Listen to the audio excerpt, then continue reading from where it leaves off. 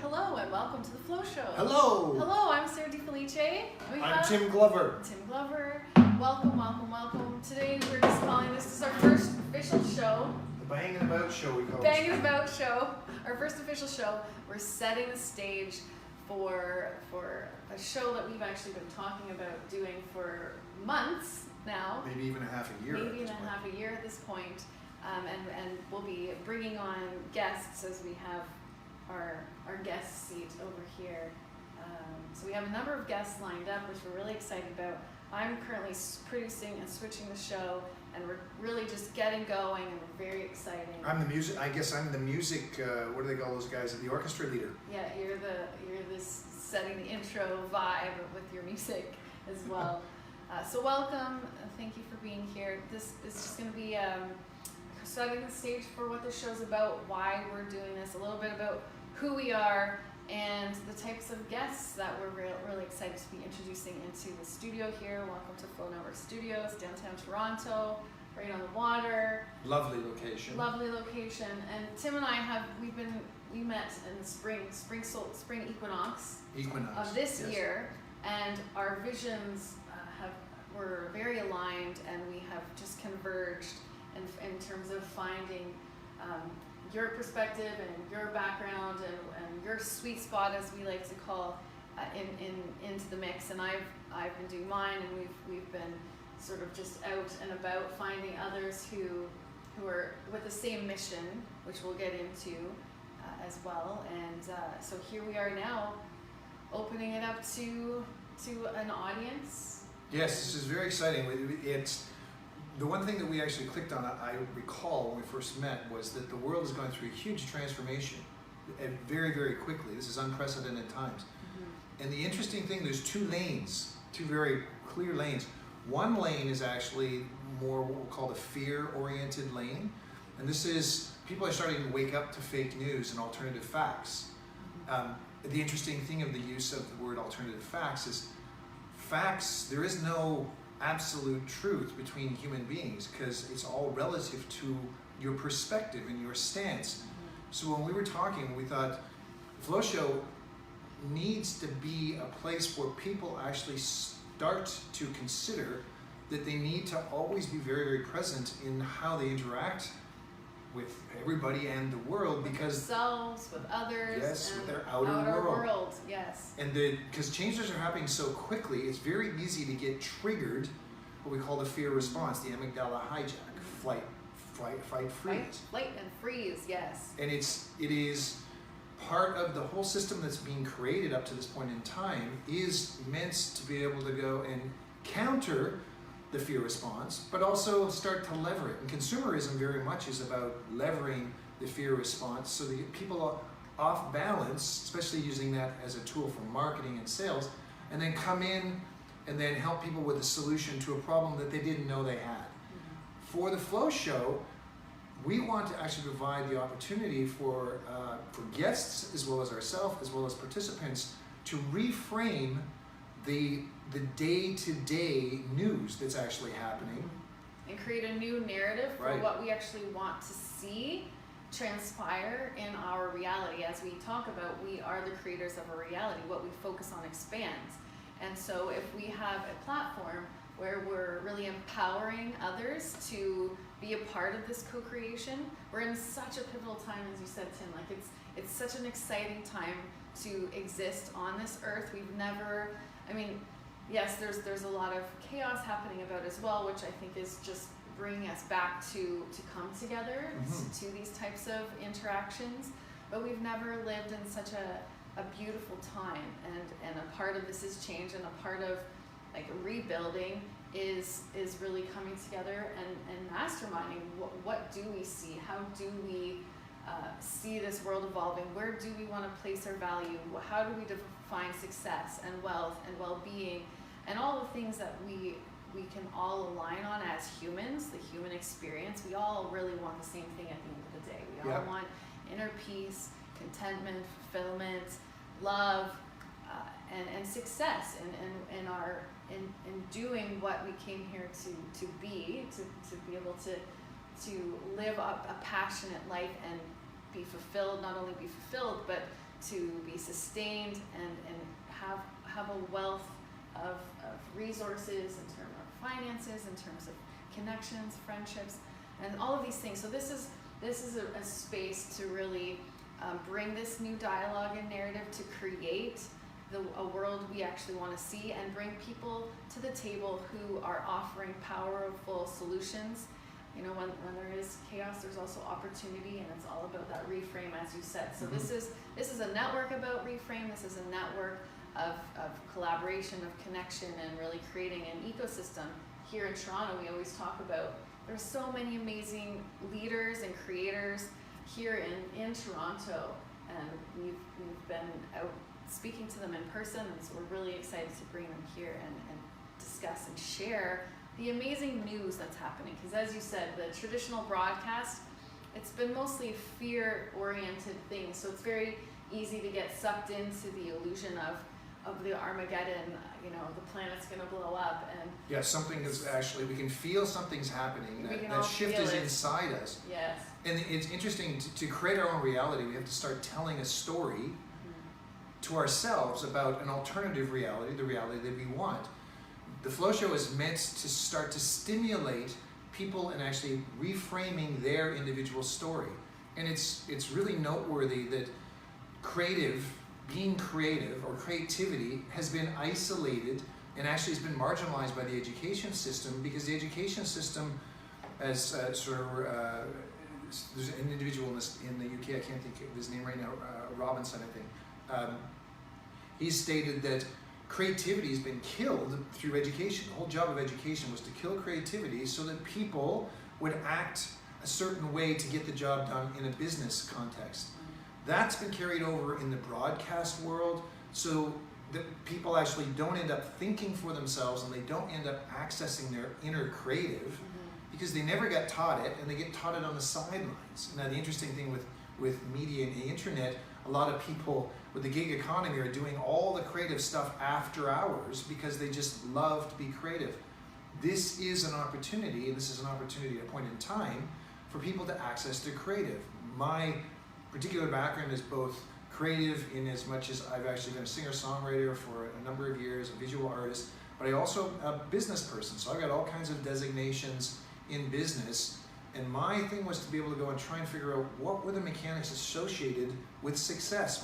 We've done consulting for a long time, 20, 25 years, and we over the years actually have pieced this orientation, this frame of reference together to be able to go and help people learn how to get in touch with their flow. And the flow is all about getting in touch with inside and their creativity inside.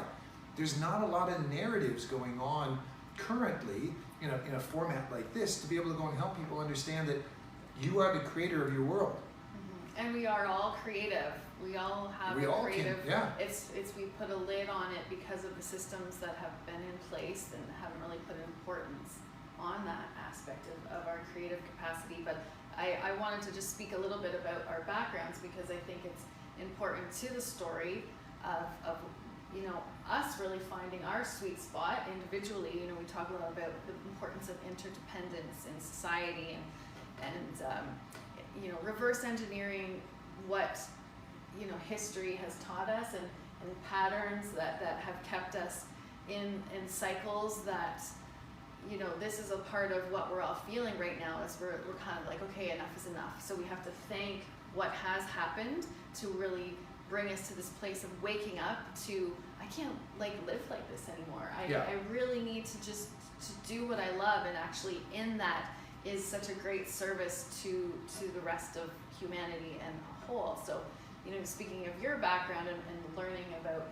you having this creative singer-songwriter background, and then also all these CMA, CA, CPA, all kinds of stuff that you're supposed to get to actually be able to go on the business path, which actually I didn't like all that much at the beginning, but I love that I've got that background now. Right, because it's really it's helped a good balance. reverse engineer, and it's been such a great balance for me. My background being in broadcasting, going to school for television broadcasting, and was started up a training department of a tech startup when it was right during that time when things were going from physical assets to digital assets, which is such a funny metaphor. We talk about bricks and mortar to digital and what's happening I mean, for me, it's just so exciting that I can literally switch with and create a studio, you know, Yeah. under $5,000 and produce a show. That concept when I was in television broadcasting school wasn't even a possibility in my mind to create my own network. And so being in that world and seeing, and it was an international job, so I've been to many different networks around the world, and just seeing the vibration in those spaces and the energy that's put into what is being produced. You know, for me, it was like there's an opportunity here to create. It's good to reframe. That was a reframe in the moment. To create something new. I think that is really needed. But then also left that when I was, you know, doing the 9 to 5 and kind of losing my spirit and losing my love of life, really, and then went into a whole other. Became a yoga instructor, personal trainer, holistic nutritionist, meditation. So I have there's a huge balance there as well. Huge balance, and I think that a lot of people will find that their life history, like everything happened for a reason, and there might be these feel like a fragmentation of, well, I have this part and this part, but what we find is that actually everything comes full circle, and all of our experience comes together to create a really unique superpower of who it is that we can be and show up and it actually be effortless and fun. Yeah, I'm reminded of a conversation I recently had with one of my nephews, who is a singer-songwriter, and he's going through, as everyone is, going through a transition. And part of his challenge at a relatively young age, he's talking about the need. Everyone's pushing him in this way to actually go and put, okay, he's a singer-songwriter, and he's a photographer, and he also is exceptionally grand at production and light. And he was talking to me, and he was saying, well, I got them in these little buckets because everyone's telling me to put them in buckets, and I'm thinking, why would you put them in buckets? Like, put it all into one big, and he used the metaphor stew, and I said, a swamp. Like, it's a swamp stew. That's the swamp stew is you. But there's the interesting thing with competition, because I come from a business background. We were taught, we always still are taught to actually go and identify who else in the marketplace is doing what you do. So you can scan for the competition, identify what their strengths and weaknesses are, look for opportunities and threats in that scenario, and then plot your course.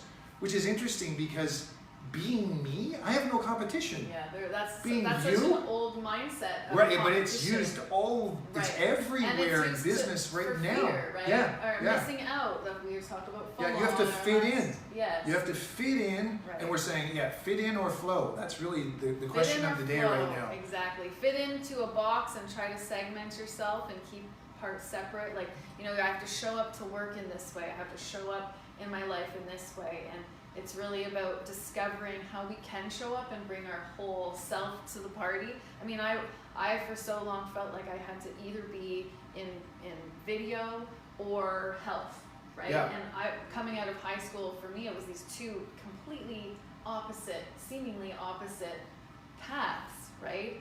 And the truth of the matter is that we can include it all. Like I'm a color teacher. I work with color. How does that relate to broadcasting? Well, if you allow yourself to be open to the potential that everything actually can fit together, then what I always like to reference is it's like finding the edges of your puzzle piece. Once you've found the edges, you find the other puzzle pieces that are so synergistic to who it is that you are. It's a grand metaphor. I'm very strongly visual. I do painting, and I create a lot of models to help business consultants with. I love that visual model. The puzzle piece. The puzzle piece. Yes. Because we've been taught since, like, just coming through the school system and the business system, and they've done it to help us as a species move along, and it's worked really, really well. But it's all about fitting in. It's, if you're actually good at math, you need to go into math. You're good with English, go and get a doctorate in English, or whatever the case may be. And millennials in particular, and then Zers actually have a totally different wiring. And this is, I am not claiming to be an expert in this regard, but I'm observing all over the place. They are wired to actually be outrageously themselves. And when we go, you be you. And I started a little clever, meme. We need to do it again. I wasn't on the right camera angle. You be you. There we go. And in particular, millennials and Zers are here to be outrageously them. If we look at the Xers and the Boomers, we were told all the time when we're also wired to fit in. So we've got this straddling going on. We have a cohort of people who are here to be outrageously them. The structure is not serving them well, nor is it serving well the Boomers and the Xers who are actually trying to be more outrageously them. So we're in this very subtle, but in some situations very, very obvious structural change. And structure is really important to understand because structure always informs behavior. And for instance, if you have the structure of a riverbank, it actually guides the flow of a river. So the yang component of that equation is more the structure. The yin component is the flow of a river. We have had, and we have been party to creations of structures all over the place. And the structures typically are serving the purpose of the people who built the structures, to actually move people down paths, usually to buy goods or to go into buildings or to use certain products or services in a certain way. And we've been, for the most part, unconscious of the implications of that. And now, a lot of people are waking up to how structure is actually moving them along a path that there's a really good chance that you don't want to be on that particular path. And we're here to help people actually, first off, understand and wake up, as we say, wake up to show up, to light up, to flow. But the first part has to be waking up. Who are you, and does this structure, the path that you're on, does it actually work for you? And most of the news feeds that have been prevalent for a long time are always pushing some perspective that really is the economic perspective in the end. And the economic perspective is really to try and keep the country as well as businesses in a growth rate of between 2 and maybe 5%. Anything beyond that gets out of hand. Anything less than that causes all kinds of problems. So all the structures that we've got in place right now have been designed. Government structures, economic structures, education structures, medical structures, business structures, all the structures are driving, they're driving people in a box down a path to actually drive behavior that's good for the whole. And that's worked for a long time. And it's really important not to, we had a conversation this morning over our coffee about judgment and the importance in this in-between space that we're in is to really check in with ourselves in our stories that we're repeating in our own mind, which feeds our energy, which feeds our reality, is to really be vigilant on what we're judging about ourselves and how we used to be, and what we're judging about these old systems, and perhaps how we might have anger or various emotions which we're allowed to feel, and we should be really getting in touch with our feelings, along with some of the models that we offer to clients, is really getting in touch with the feelings and starting inside and allowing that to be our navigation and intuition and these types of things. But the importance of really going in and being present and being mindful is to watch our stories. Where are we in judgment? And just take responsibility for doing our own reframe and offering ourselves compassion for again, no fault of our own. It's just been our part of evolution, and this is the pivot point, is to understand that the historic precedent is irrelevant. We've mentioned this in some of our previous videos. We're really in this powerful time where we get to come together and create collectively what we want. If there's any inch of judgment in that space, we attract what we judge.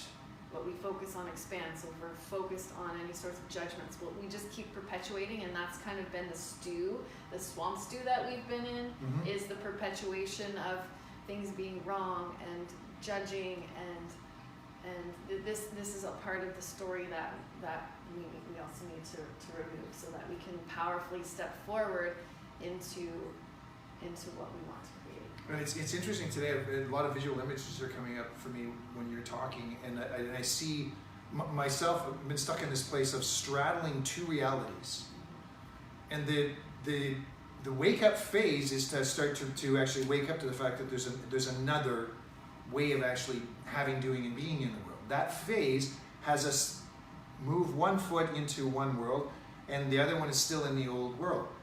And as soon as we actually start to wake up, we start to notice things in ways that actually are unprecedented.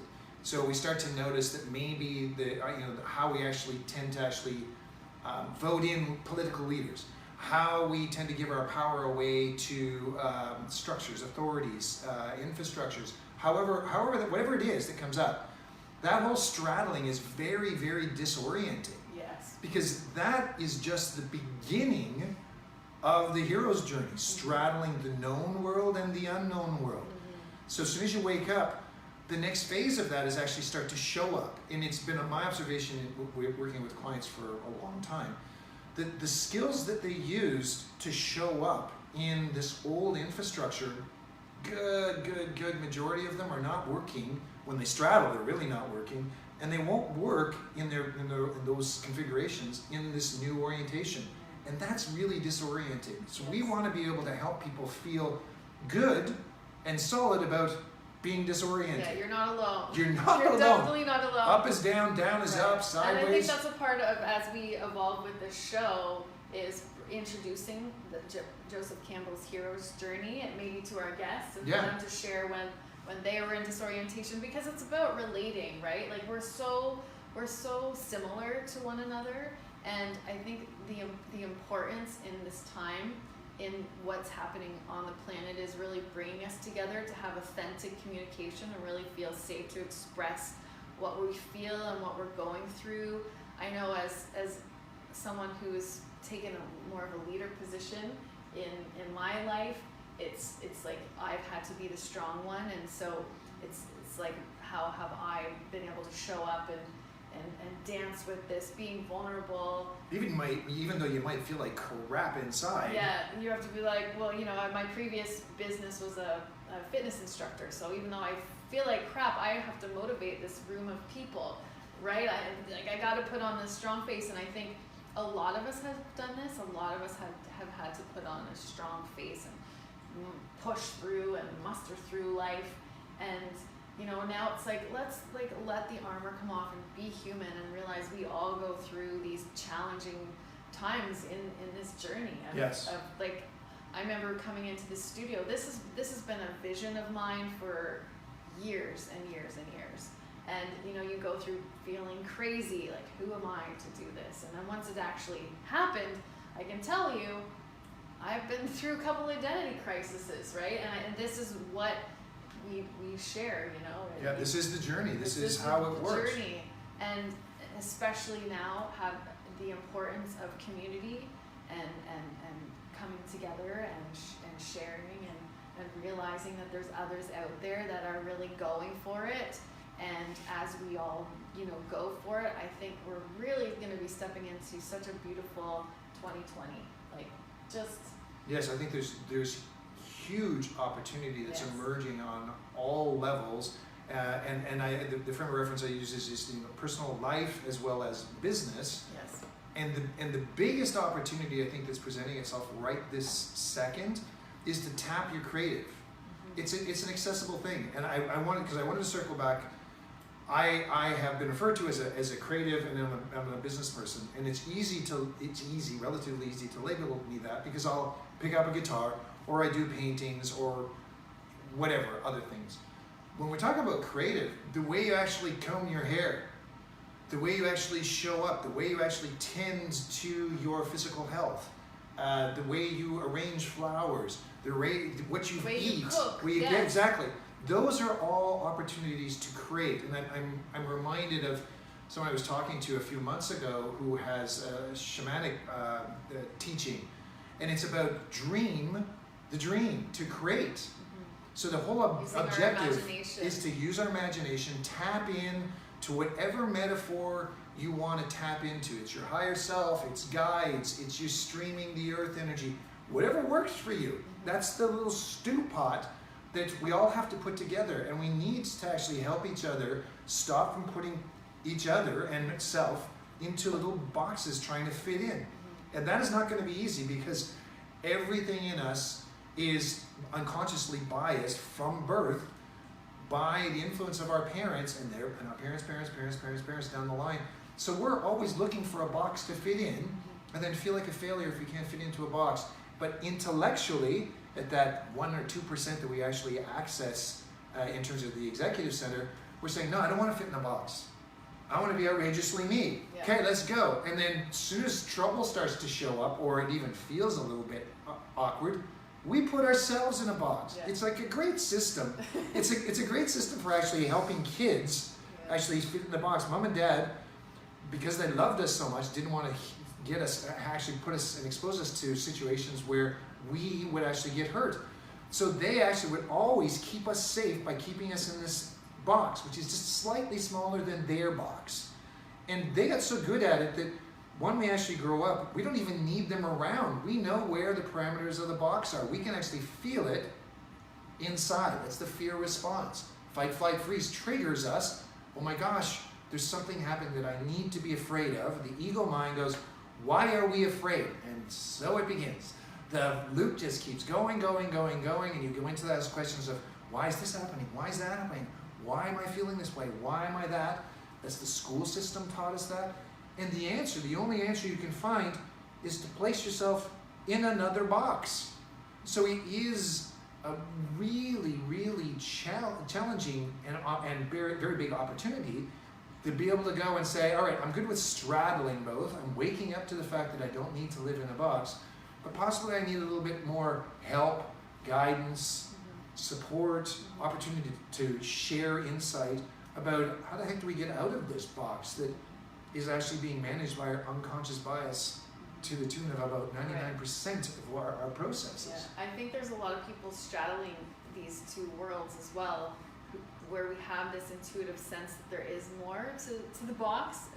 That we're like sort of breaking through the illusion, taking the red pill or the blue pill, I don't know what it is in the Matrix. It's the red pill I think we want to take if you want to get in there. It's that momentum, and we talk about the 100th monkey, and I feel like that's what's happening. It's the straddling happens until you find your tribe and you find where you fit in, and then it's just exponential from there. That's kind of the way that I see it occurring, because we've been meeting so many amazing people who are doing, who are just pouring their whole heart and savings and times and everything into this new future, and they're basically just looking for the right people, right? And so I foresaw this happening as a part of my offering, and then bringing these people on so that they can really make those connections via social media. This is the power, and again the reframe, because I know a lot of people can say social media is tearing us apart. There's two sides to everything. Well, what if it is, so that we actually wake up? Like that's kind of the premise of this. It is tearing us apart. It is tearing us apart. We're able to see such a divide and separation, depending on what you've got going on in your news feed. But it's kind of bringing us apart so that the right fit people can sort of come together and align and do really powerful things. So yeah. And I just end with, what's the ego's response to actually disruption is, what's wrong with this? What we're encouraging people to actually consider is, what's good about this? What's good about this? What's good about this? The reframe is, what's good about this? What's good about Trump and his positioning? What's good about North Korea? What's good about what's happening in the entertainment industry right this second? What's good about disruption in economic markets or in your particular market? It's that difference between pronoia or paranoia. Yeah, paranoia or and pronoia. Pronoia is like the universe, whatever you want to call the universe, God, is working in your favor and really adopting that and embodying that stance. Yeah. And so we're going to wrap up soon. We're 30 minutes in already on our Wow, first show. can we bang on? We can bang on without even a guest. So, yes. But this is how it was supposed to be for this first show. We've got tons of content already coming out on Flow Network. I'll do an outro. Do an outro for us. Tons of content you can check out. Something called The Big Game. This is about our reframe, and we'll be dribbling this game out as well. And just gonna dance a little bit and see guitar at the same time. So get with us next week. Join us at 12:12 on Thursdays here on Flow Network. Thank you so much for being here. We will check the comments and all of that fun stuff. Have a wonderful day, and Thank you for joining us. until next time.